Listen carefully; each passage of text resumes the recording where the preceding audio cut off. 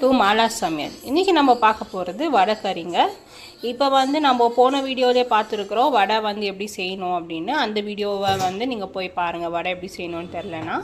இப்போ வந்து வடை கறி செய்யறதுக்கு தேவையான பொருட்கள் என்னென்னு பார்க்கலாம். இப்போது வடை, வறுத்து வச்ச வடை, அப்புறமா வந்து ஒரு மீடியம் சைஸ் வெங்காயம், கொஞ்சம் கருவேப்பிலை, பாதி வந்து தக்காளி வேணும். அப்புறம் வந்து 2 சின்ன துண்டு பட்டை, 3 வந்து லவங்கம், அப்புறம் வந்து ஜிஞ்சர் கார்லிக் பேஸ்ட் கொஞ்சம் வேணுங்க, ஜிஞ்சர் கார்லிக் பேஸ்ட்டு, அப்புறமா வந்து கொஞ்சம் கடுகு, அப்புறம் வந்து மிளகாத்தூள், கரம் மசாலா, மஞ்சத்தூள் தேவையான பொருட்களுங்க. செய்முறையை பார்க்கலாங்க. இப்போ கடாய் வச்சிடணும். கடாய் சூடானோன்னு எண்ணெய் ஊற்றிக்கணும், தேவையான அளவு எண்ணெய். அதில் வந்து சூடானோன்னு கொஞ்சம் கடுகு போட்டுக்கணுங்க. கடுகு பொரிஞ்சோடனே வெங்காயம், கருவேப்பிலை போட்டு நல்லா வந்து வதக்குறோங்க. இதில் வந்து 1/4 டீஸ்பூன் வந்து ஜிஞ்சர் கார்லிக் பேஸ்ட் போட்டுக்கோங்க. நான் அங்கே வந்து நம்ம பட்டை அப்புறம் வந்து லவங்கம் எடுத்து வச்சுருந்தோம்னா அதையும் இதில் போட்டு நல்லா வதக்கணுங்க.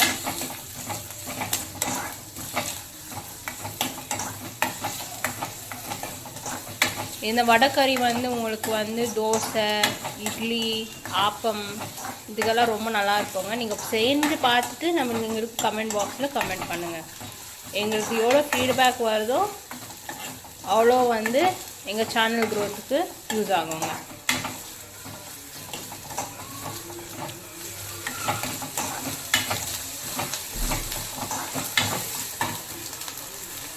உங்களுக்கு பிடிச்சிருந்தா வீடியோவை லைக் பண்ணுங்கள். அப்புறமா இது வந்து பாதி தக்காளி கட் பண்ணி வச்சுருந்தோம் இல்லைங்களா, அந்த பாதி தக்காளியை நாங்கள் ஆட் பண்ணிக்கிறோங்க. இதையும் சேர்த்து நல்லா வதக்கிக்கோங்க.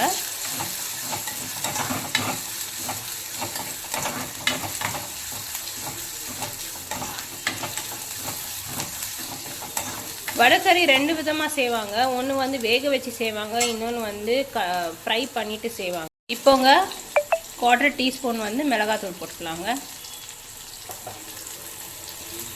நான் ஏற்கனவே சொன்ன மாதிரி வடைக்கறி வந்து 2 விதமாக செய்வாங்க. ஒன்று ஆவியில் வேக வச்சுட்டு செய்வாங்க, இன்னொன்று வறுத்துட்டு செய்வாங்க. நாங்கள் வந்து வறுத்துல செய்கிறோம், அது ரொம்ப டேஸ்ட்டுங்க. அப்புறமா வந்து கொஞ்சோண்டு மஞ்சள் தூளுங்க,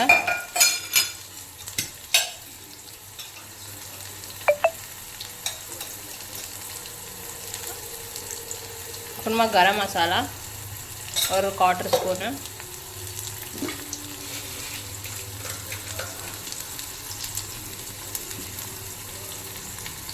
உப்பு, தேவையான அளவு உப்பு சேர்த்து நல்லா வதக்கிடுங்க. இது ரொம்ப ஈஸியான வேலைங்க. நிறைய சில சமயத்தில் வந்து வடை வந்து மீந்துடும் இல்லைங்களா. இப்போ வந்து இன்றைக்கி வந்து வடை வந்து செஞ்சுட்டு இப்போ வடை மீந்துடும், என்ன பண்ணுறதுன்னு தெரியாது. அப்போ நெக்ஸ்ட் டே வந்து இந்த மாதிரி வடைக்கறியும் செஞ்சுக்கலாங்க. நல்லா வதக்கிக்கோங்க. வதக்கிட்ட உடனே இந்த வடை இருக்குது இல்லைங்களா, அதை வந்து இப்படி ஸ்மாஷ் பண்ணி இப்படி போட்டுக்கோங்க.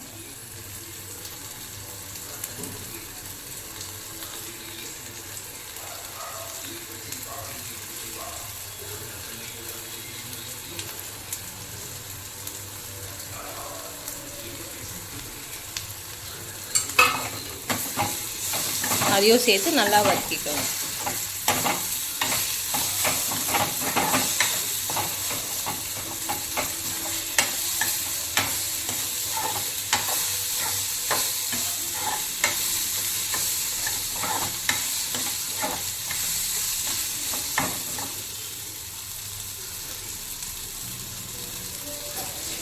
இது சட்டுன்னு செய்யக்கூடிய வடைக்கறிங்க.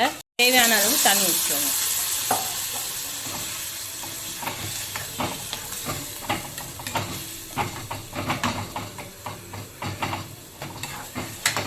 இது எப்படி ஈஸியாக செய்யணும்னு நாங்கள் இது செய்யலாம். பேச்சுலர்ஸ் கூட இது ட்ரை பண்ணாங்க. கடையில் வடை விற்கிறாங்க, வடையை வாங்கின்னு வந்து இந்த மாதிரி ராத்திரியில் எப்படி செஞ்சுட்டு சட்டுன்னு செஞ்சு சாப்பிடலாம்.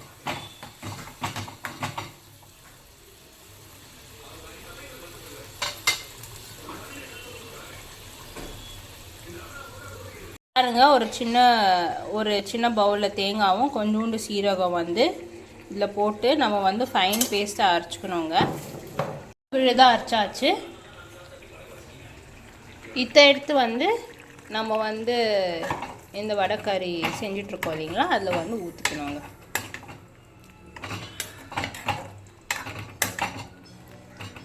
இது நான் சொன்ன மாதிரி நீங்கள் தேங்காய் போடாத கூட சில பேர் செஞ்சுக்கலாம்.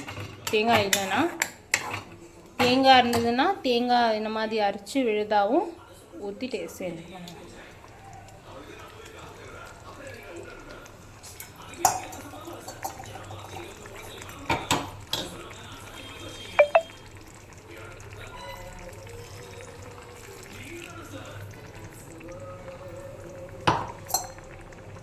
நம்ம வந்து தேங்காயும் சீரகம் விழுது வந்து போட்டிருக்கோம்.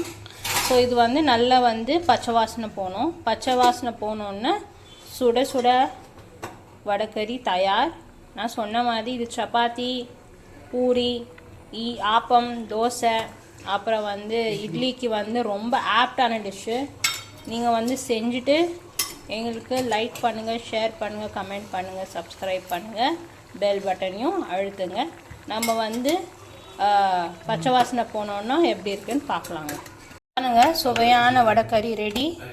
இதில் வந்து மலை சாரல் மாதிரி கொஞ்சோண்டு வந்து கொத்தமல்லி தூவிக்கலாம்.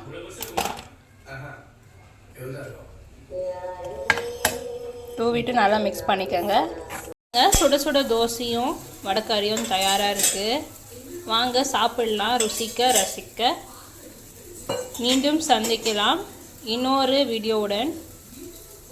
லைக் பண்ணுங்கள், ஷேர் பண்ணுங்கள், சப்ஸ்கிரைப் பண்ணுங்கள்.